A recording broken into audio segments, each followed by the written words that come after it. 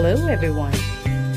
In today's video ay uumpisahan namin gawin ang extension ng aming maliit na chicken coop. So, nagdagdag kasi ako ng miyembro ng aming maliit na manukan, which is yung mga Rhode Island Red. So ngayon, nakabili kami ng bali 6 na pirasong Rhode Island, isang lalaki at saka 5 babae. So ang iniisip ko ay i-separate sila ng kulungan. So because of that, kailangan ng dagdag na or extension sa ating chicken coop para meron pa ring matirahan para meron pa ring kulungan yung ating mga native na manok. So tara, samahan nyo kami. Let's grow! Guys, ang aming kahoy na gagamitin sa aming extension ng chicken coop. So, yan,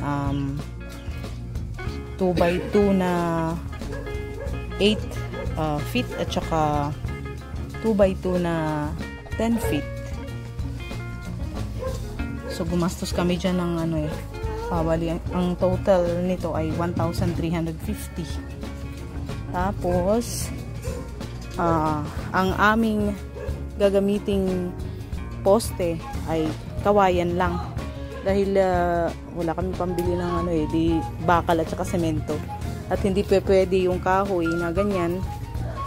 Dahil pag nababasa yung lupa dito, mabilis deteriorate yung ating kahoy. Mas maigi kong kawayan. At nakuha lang to ng asawa ko ng libre sa aming dito. May kakilala siya. And then, ito na mga yero ay 4 na pirasong 8 feet ang haba. Ang ginastos namin dyan ay 1,100. Binigyan naman kami ng discount, 5 piso lang. Kaya nakuha namin sa 1,100. Katamtaman lang yung kapal niyan. Dahil kung sobrang kapal ang kukunin namin, hindi kakasya sa aming budget. So, ayan. Ang gagawin naming extension ay bali 8 ang lapad. Haba. Ayun. 8 ang lapad at saka 7 ang haba. Tapos yung tangkad naman niya is 6.5 ang tangkad. Okay? So, uumpisahan na.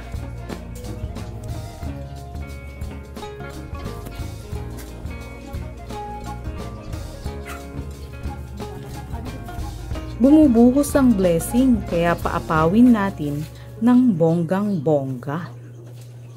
Mega shout out sa ating top supporters.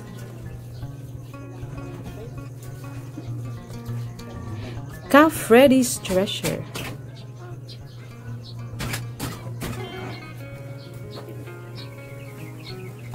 Asis Kalayo Vlogs,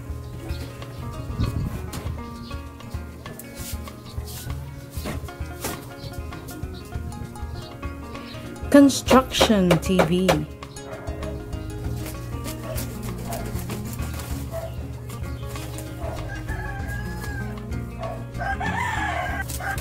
Benji Ang Mini Farm,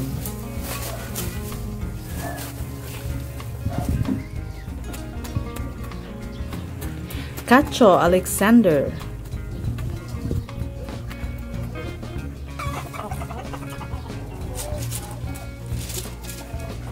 Jenny D,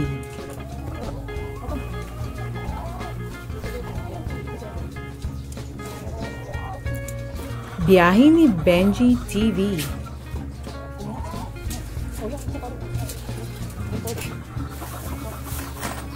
at Bongo TV Vlog.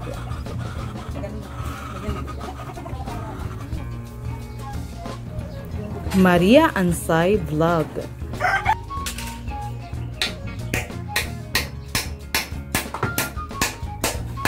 Official ni Proy,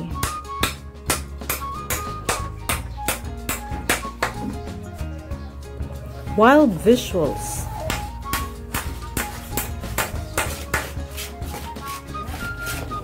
Sartaj Sheikh, life is better with flowers. Pasingit TV.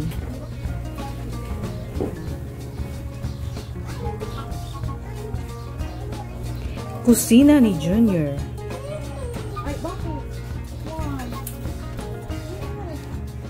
At GPC Backyard.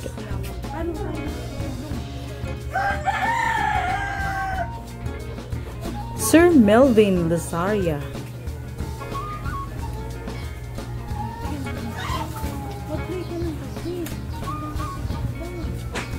Amigos Mix Vlog. Lolita Laksina Asha Channel. Proud Kapampangan. Kabahog TV Experience.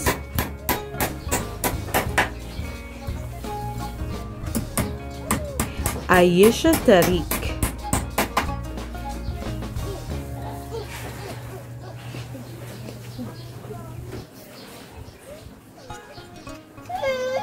Lola J.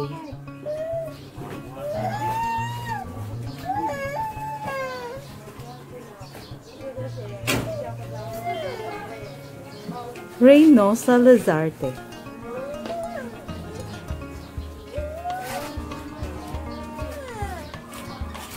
Charito Elim Vlog.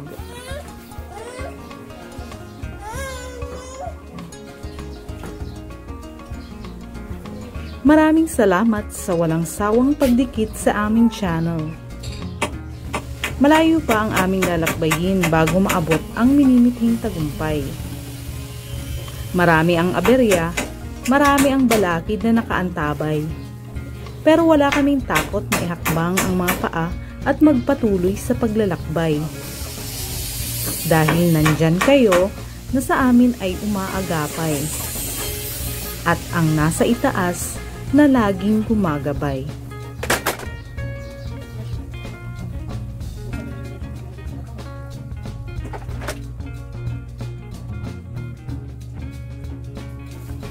So, bumaba na yung inahin. Tinanggal na natin sila dito sa pugad. So, ang nangyari guys, marami pa rin ang nabugok. So, yun nga kasi ano pa rin hindi naman ito yung ginawa kong insulated. At saka yan, yung bubong merong mga butas-butas pa rin siguro dyan. Posibleng nabasak pa rin siguro yung mga itlog na yun. Kaya, ito ang nangyari, no? Sa 13 na itlog na nilindiman nung inahin, yan lahat nasira. So, 1, 2, 3, 4, 5, 6, 7, 8, 9.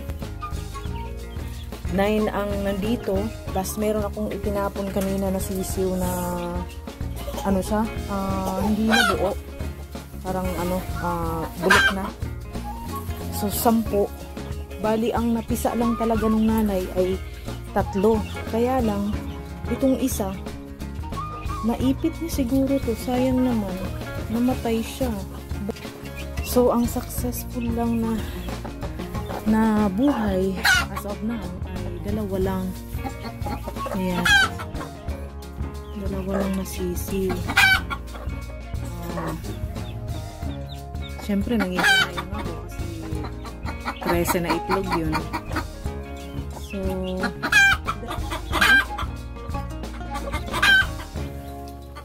pero anyway, kahit naman 2 lang ang nabuhay.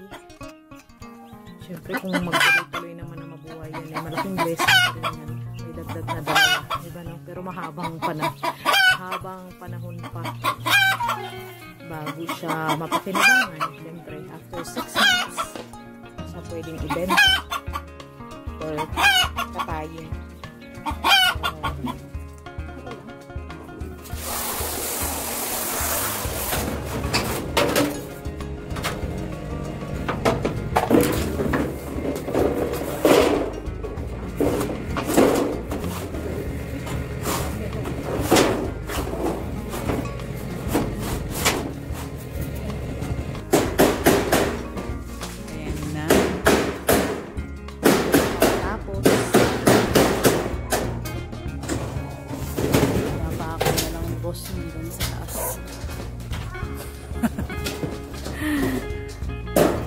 aming putyo-putyo nga kulungan.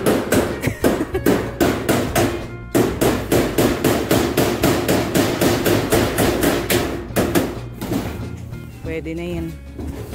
At least merong kulungan ng mga manok. Silungan pala. Silungan ng mga manok. Kasi open pa ito.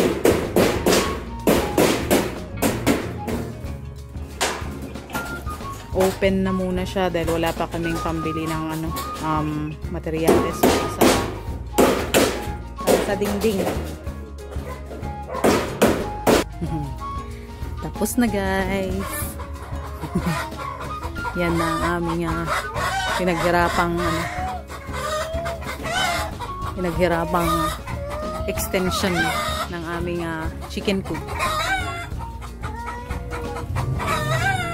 Pagpasensyahan nyo na. Yan lang inabot ng aming skills. Carpentry skills. Sali-saliwa.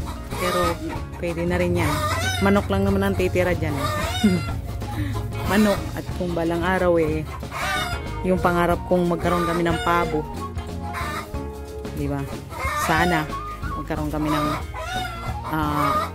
blessing para makabili pa ng pabo. Kasi gusto rin ng asawa ko yun alagaan. So ayan. Yan ang dyan pa rin sila matutulog. Ito pala dito, kaya nagpa-extension ako kasi nga itong una naming original naming chicken coop sa part na ito ay isasara ko dito. Sasara papunta dito. Tsaka may pintuan na lang. Ayan. Diyan ko ikukulong yung aking yung aming Rhode Island Red pag sila ay lumaki-laki na. Diyan sila at gagawa na lang ng pangitlogan kasi yung purpose talaga ng Rhode Island Red na mga manok namin ay gagawin namin tagapangitlog. Ay kung makakapag-breed para maparami at makabenta din, mas maganda. Pero for now, priority is maparami muna sila para madami ang mangitlog.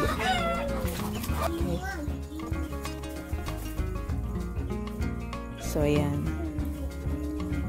Yung mga pangitlugan, isa pa yan sa gusto kong masolusyonan soon na lang pagka nagka-budget ulit.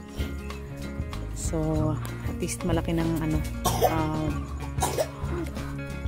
malaki ng tawag doon, achievement sa amin yung nakapagpundar kami ng extension nitong aming sa tulong na rin ng mga mabubuting puso. Kaya naipundar namin ito.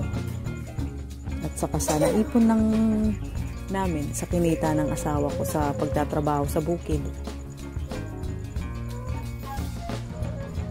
Yan yung asawa ko. Yung asawa kong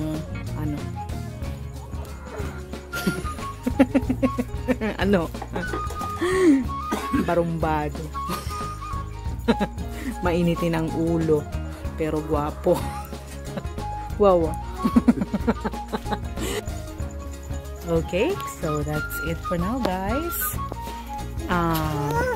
Natapos na natin ang pag-construct ng ating chicken coop extension. So maraming salamat sa walang sawa yung pagsubaybay sa aming maliit na channel. Thank you for watching. Don't forget to like and share this video. And please, don't forget to subscribe.